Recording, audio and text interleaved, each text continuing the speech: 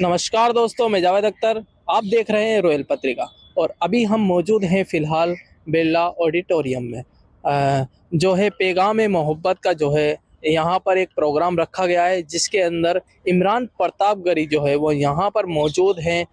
MD चौबदार द्वारा ये जो है प्रोग्राम आयोजित करवाया गया है। क्या कहा डोटासरा ने बाल मुकुंदाचार्य को लेकर के बड़ा ही बयान दे दिया।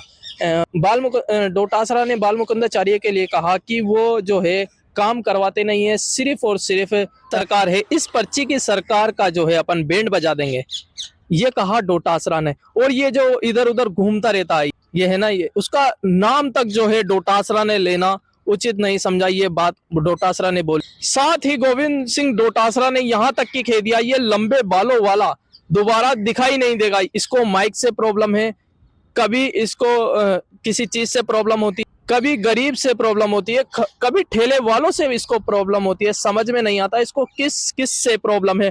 साथ ही गोविंद सिंह डोटासरा ने प्रधानमंत्री पर भी गंभीर आरोप लगाते हुए कहा कि जो ये है प्रधानमंत्री को पर आरोप लगाते हुए कहा कि ये जो है वोट चोरी से है सरकार बनी है। ये एक बड़ा गंभीर आरोप है सरकार पर। पूरा वीडियो आप देखते रहिए, पूरा वीडियो। और क्या क्या कहा है गोविंद सिंह डोटासरा ने, यहाँ तक कि कह दिया कि ये पर्ची सरकार मेरे एक नाखून के बराबर भी काम नहीं कर सकती।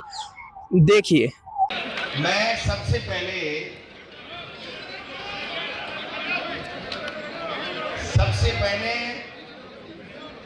हमारे नेता आदरणीय राहुल गांधी जी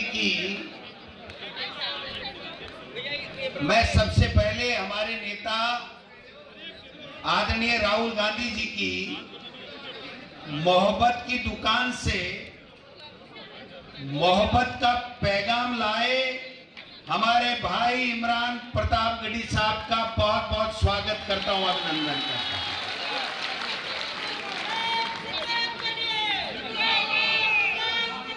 राजस्थान की कांग्रेस का बच्चा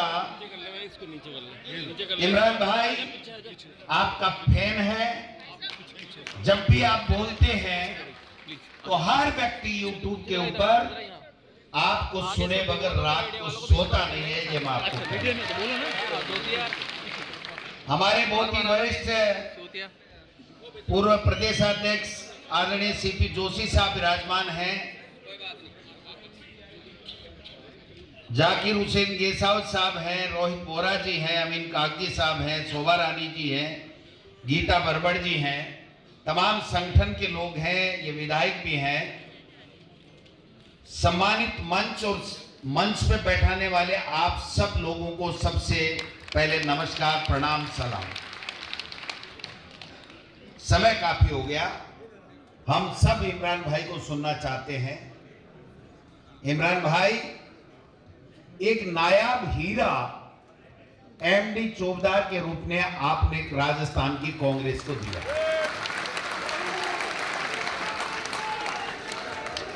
पहले जब इनका नाम चला तो मैं कुछ संकोच में था, जाट और फिर खरी नहीं कहे तो फिर मतलब नहीं, मजा नहीं आता। 10-20 दिन तक आपसे भी बात की, आपने कहा आप सोच लो, सोच विचार कर लो।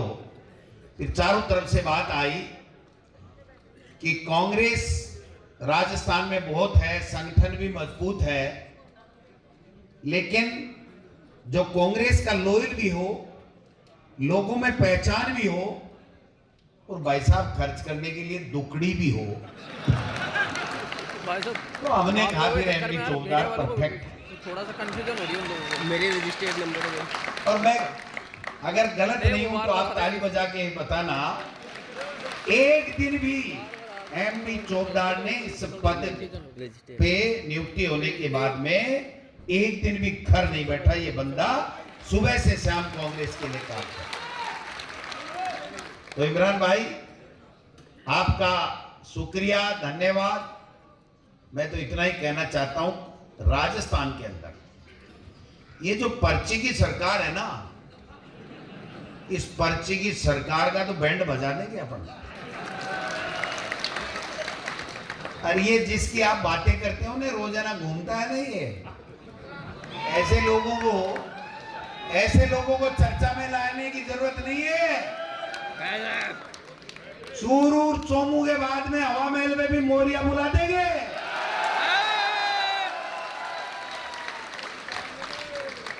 समझ गए ना? गोविंद डोटासरा की गारंटी है, ये लंबे बाल वाला दोबारा दिखाई देते विधानसभा में। ये कभी इसको माइक से प्रॉब्लम है, कभी इसको ठेलों से प्रॉब्लम है, कभी गरीब से प्रॉब्लम है, समझ में नहीं आता।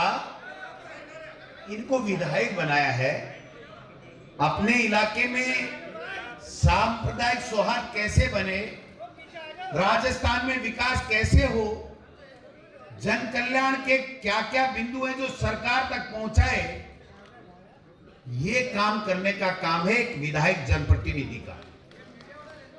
और यहां तो छोड़ रखे, मूरी गाड़ ली।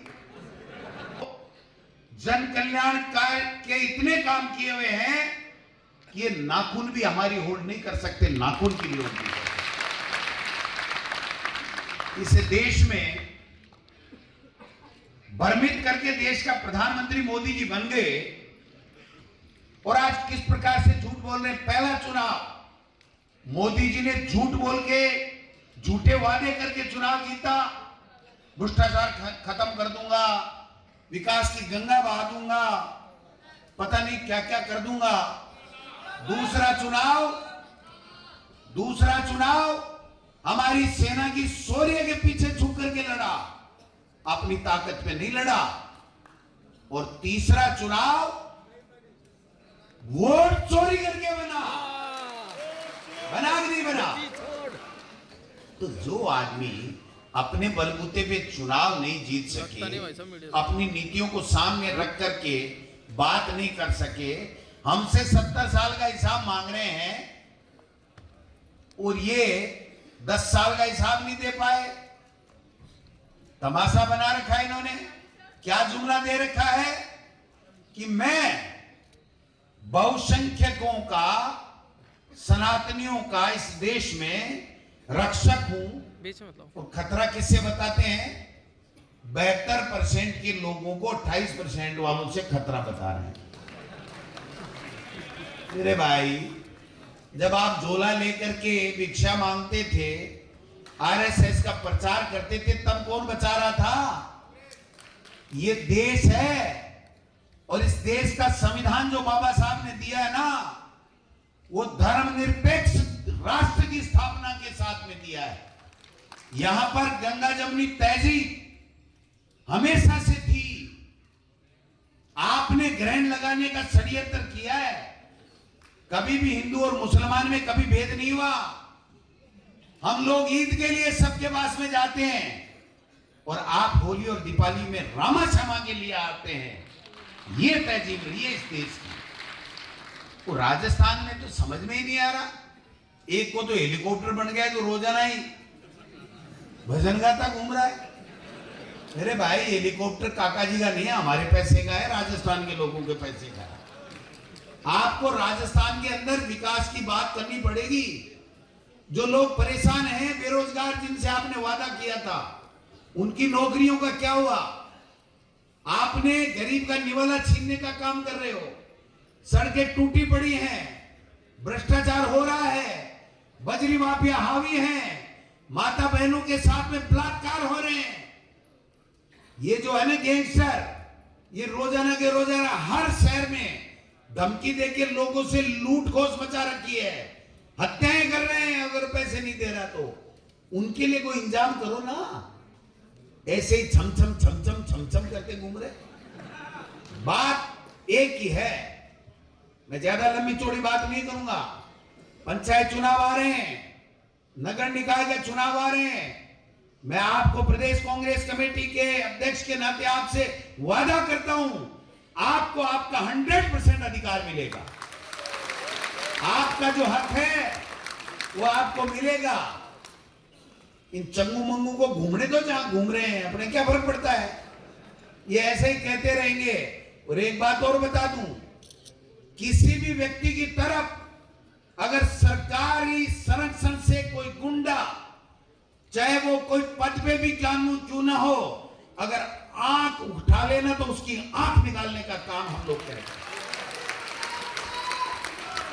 इसलिए अपने आप को कभी कमजोर मत समझना, कभी अकेला मत समझना। इमरान प्रतापगढ़ी साहब, आप आते रहिए। इस कांग्रेस के कार्यकर्ताओं को केवल और केवल मॉरल बूस्टअप की जरूरत है। इन्होंने ईडी, इनकम टैक्स, सीबीआई का भय पैदा कर रखा है किसी के माई के लाल में हिम्मत तो करो ना, कुछ कौन मना कर रहा तुमको। ये केवल और केवल धमकाने का काम करते हैं। एक डायलॉग है एक पिक्चर का, पिक्चर में कम देखता हूं, मेरे ध्यान में नहीं है। वो डायलॉग है, जो डर गया वो मर गया। और हमारा नेता राहुल गांधी एक ही बात कहता, डरो मत। इसलिए डरने की आवश्यकता नहीं है, मिलकर के काम करेंगे और इस बीजेपी का बैंड बजा देंगे। चिंता करने की जरूरत नहीं। कांग्रेस संगठन में जितने भी प्रकोष्ठ और जितने भी डिपार्टमेंट हैं, वो इमरान प्रतापगढ़ी साहब मैन कांग्रेस से भी बढ़ करके ज्यादा काम कर रहे हैं। आज मैं ये कहना चाहता हूं, ये हमारी ताकत है।